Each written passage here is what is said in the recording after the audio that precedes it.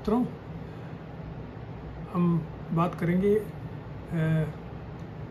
जो बच्चों की एग्ज़ाम हैं स्कूल लेक्चरर बनने के, उसमें कौन सी पुस्तकें पढ़नी चाहिए। मैंने एक वीडियो डाला था जिसमें बताया था कि जो सबसे पहली पुस्तक राजनीति विज्ञान में पढ़नी चाहिए वो है अप्पादुराई की द सब्सटेंस ऑफ पॉलिटिक्स, जिसका हिंदी में भी अनुवाद हमें मिल जाता है। आज देखते हैं थोड़ा सा कि जो 4 भाग मैंने बताए हैं आपको, किसी भी राजनीति विज्ञान की विषय के जो विभाजन किया जाता है उसके 4 भागों में करते हैं। एक है राजनीतिक सिद्धांत या चिंतन, एक है तुलनात्मक राजनीति, एक है भारतीय शासनात्मक राजनीति, एक है अंतर्राष्ट्रीय राजनीति। तो सबसे पहले हम देखते हैं कि जो राजनीतिक सिद्धांत है या राजनीतिक विचार चिंतन है उसमें कौन सी पुस्तक पढ़नी चाहिए। राजनीतिक चिंतन प्लेटो से आरंभ होता है और वर्तमान तक आता है। जॉन रॉल्स के बाद में भी आता है, 21वीं शताब्दी तक का राजनीतिक चिंतन। तो ऐसी कोई पुस्तक नहीं है जो कि सारे इसको कवर करती है। इसमें 3 किताबें मैं आपको बताऊंगा, जो 3 भाग हैं इसके, वो तीनों इसको कवर करते हैं। सबसे पहली किताब है जो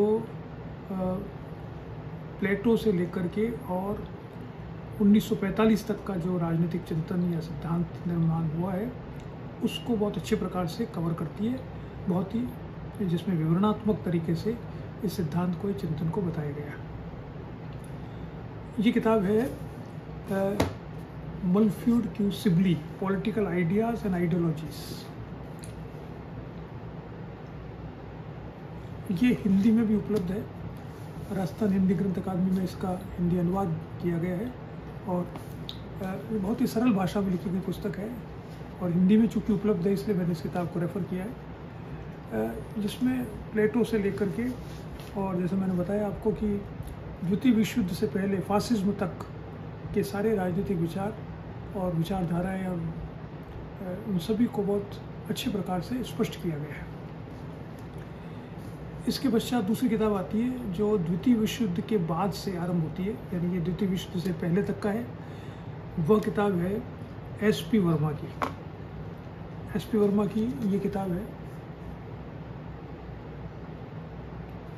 इस पुस्तक में द्वितीय विश्व युद्ध के बाद में जो बिहेवियरलिज्म आया था वह उससे उत्तर व्यवहारवाद जो 1969 में आता है, उन 20 वर्षों में यानी 1950 से 1970 तक का जो राजनीतिक चिंतन है, राजनीतिक सिद्धांत है, वो सारा इस पुस्तक में दिया गया है बहुत अच्छे प्रकार से। इसमें इसका हिंदी अनुवाद भी उपलब्ध है, वो भी आप देख सकते हैं। Doctor SP. Verma, modern political theory. पुस्तक हालांकि पुरानी है लेकिन चूंकि ये इतिहास की बात है इसलिए उसमें बहुत ज़्यादा परिवर्तन नहीं आया है। इसलिए मेरा अनुरोध है कि आपको ये पुस्तक ज़रूर पढ़नी चाहिए और अपने पास रखनी चाहिए। जो किताबें मैं आपको बता रहा हूँ ये न केवल पढ़नी चाहिए अपितु इनको खरीद के अपने पास रखनी चाहिए अगर आप सिंसियर तरीके से एग्ज़ाम देना चाहते हैं। तो चाहे वो लेक्चरशिप का हो, चाहे असिस्टेंट प्रोफेसर का हो, चाहे इवन IAS का हो, ये मूलभूत पुस्तकें हैं जिनका अध्ययन करना चाहिए राजनीतिक चिंतन की दृष्टि से। तीसरी पुस्तक है वो मेरी स्वयं की पुस्तक है, क्योंकि मुझे कोई और पुस्तक ऐसी मिली नहीं, काफ़ी लोकप्रिय भी है। ये 1971 के पश्चात का सारा राजनीतिक सिद्धांत चिंतन इसमें समाहित है। यानी पहला फेज़ है 1945 तक का, उसके लिए सिबली। दूसरा फेज़ है 1969 तक का, 70 तक का, वो है एस.पी. वर्मा।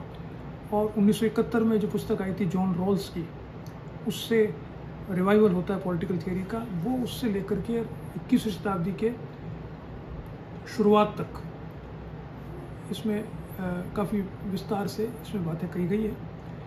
अभी इसको आए 4-5 साल हो गए कि पुस्तक को, लेकिन वो काफ़ी लोकप्रिय भी रही है सरल भाषा में। इसका आप जरूर आपको रखना चाहिए आपके पास। अभी लेटेस्ट 2 साल पहले मैंने एक दूसरी किताब भी लिखी है। ये किताब इस समसामयिक राजनीतिक चिंतन का ही एक संशोधित स्वरूप है, प्लस इसमें कुछ दूसरे वो चैप्टर्स भी दिए गए हैं। तो उसमें तो सिर्फ सिद्धांत है, इसमें मैंने उदाहरण है और थिंकर्स भी इसमें जोड़े हैं। तो ये एक संक्षिप्तीकरण है थिंकर्स, थियरीज और कॉन्सेप्ट्स का। अब इसमें इसका नया एडिशन भी आ चुका है 1 साल में, और उसका मुख्य पृष्ठ दूसरा है, वो मेरे पास नहीं है अभी, जो इसी साल आया शायद।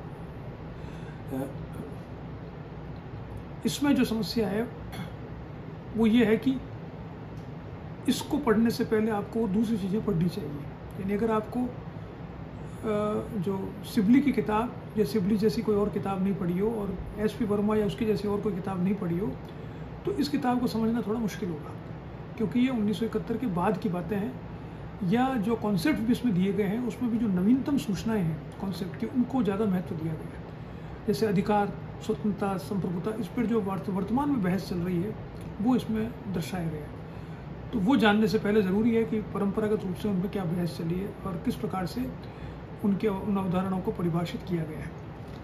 तो ये 2-3 किताबें हैं जो मैंने आपको बताई। इसमें अगर जॉन रॉल्स पर ही आप पूरी किताब पढ़ना चाहें तो हिंदी में मेरी किताब और है, जॉन रॉल्स का न्याय का सिद्धांत। 2003 में सबसे पहली बार मैंने हिंदी में रॉल्स के विचारों को एक संक्षिप्त रूप में प्रदर्शित किया था। ये बहुत अच्छी किताब है, इसको भी आप देख सकते हैं। ये सारी किताबें आपको उस पर अमेज़ॉन पर उपलब्ध हो जाएगी। ये आपका जो पहला पेपर है उसके कुछ किताबें हैं, सारी किताबें नहीं, लेकिन कुछ किताबें। ये तो वो किताबें जो मूलभूत रूप से आपके पास होनी चाहिए और जिसका अध्ययन आपको करना चाहिए। दूसरा पेपर है कंपैरेटिव पॉलिटिक्स। उसकी जो बाइबिल है वो है C.B. गैना की किताब।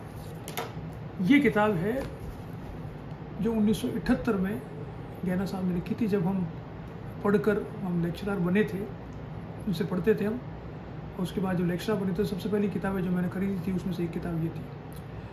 तो ये किताब अब शायद 2 भागों में विभक्त कर दी गई है। नया इसका संस्करण आया है, उसमें तुलनात्मक राजनीति और राजनीतिक संस्थाएं अलग अलग कर दी गई है। तो ये तुलनात्मक राजनीति अलग है, लेकिन ये पहली वाली जो किताब है 1978 में प्रकाशित हुई, इसमें तुलनात्मक राजनीति और राजनीतिक संस्थाएं दोनों हैं, जो आपके कंपैरेटिव पॉलिटिक्स का जो भी सिलेबस है उसको कवर करती है। ये किताब पुरानी है, इसके बाद इसमें संशोधन हुआ होगा मुझे पता नहीं, लेकिन फिर मैं आपको कहना चाहूँगा, सिवाय जो संविधानों में कुछ थोड़ा बहुत संशोधन हुआ है उसको इसमें इनकॉर्पोरेट करने की ज़रूरत है, अमेरिका में या इंग्लैंड की कुछ परिवर्तन अगर कुछ हुआ है तो। उसके अलावा ये मूलभूत जो ढांचा है विभिन्न संविधानों का और तुलनात्मक राजनीति का अध्ययन कैसे करें उसके बारे में ये बाइबिल के रूप में काम में आती है। तो ये किताब ज़रूर आपके पास होनी चाहिए। अगर ये उपलब्ध नहीं है तो ये जो 2 भागों में विभक्त है, जैसे ये वाली किताब और एक दूसरी किताब और होगी, वो आपके पास होनी चाहिए। उसका अध्ययन करें और उसको अध्ययन करने के साथ साथ अपने पास खरीद कर रखें, क्योंकि ये 4-5 किताबें आपके पास करीब मैं मानता हूँ 4-5 के थोड़ी ज़्यादा 7-8 किताबें आपके पास होनी चाहिए, जो भी परीक्षा देने वाला हो पॉलिटिकल साइंस की।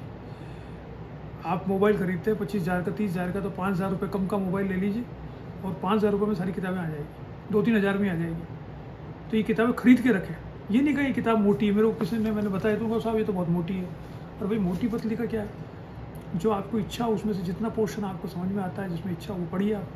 लेकिन किताब हमेशा खुद के पास होनी चाहिए, रेफरेंस आपके पास हमेशा होना चाहिए, जिससे जब भी आवश्यकता पड़े आप उस किताब को देखकर उसमें उत्तर खोज सकें और निरंतर अध्ययन करते रहें। जब तक विषय को नहीं समझेंगे आप कोई परीक्षा में पास होना बहुत मुश्किल है, क्योंकि ये जो आजकल जो ट्रेंड चला है कि तो सिर्फ आंसर रख ली जाए, मल्टीपल चॉइस क्वेश्चन है उसको 1,000, 2,000, 5,000, 10,000 क्वेश्चन मिल गए उसको रटे जा रहे लोग, या जो कोचिंग संस्थानों में छोटे छोटे PDF फाइल दिए जा रहे हैं उसमें इसी में से निकाल के, उससे वो समझ में तो आता नहीं है। रट लो उनको, रटने से क्या होता है। आप पहले कोई भी एग्ज़ाम हो उसमें मेरा मानना है कि 6 महीने से साल भर की तैयारी चाहिए, और 6 महीने से साल भर की तैयारी के लिए पहले 3-4 महीने आपको विषय को पढ़ना चाहिए, समझना चाहिए। ये जो मैं किताबें बता रहा हूँ ये पहले 3-4 महीने पढ़िए, इनके नोट्स बनाइए, उसके बाद टॉपिक वाइज अपने एग्ज़ाम की तैयारी कीजिए, तब तो आपके सफलता की संभावना सबसे ज़्यादा होगी। अन्यथा तो भगवान मालिक है। अच्छा, मेरी शुभकामनाएं आप सब लोग सफल हो। तो आज इतना देखते हैं और आगे भी इस बारे में बात करते रहेंगे। नमस्कार।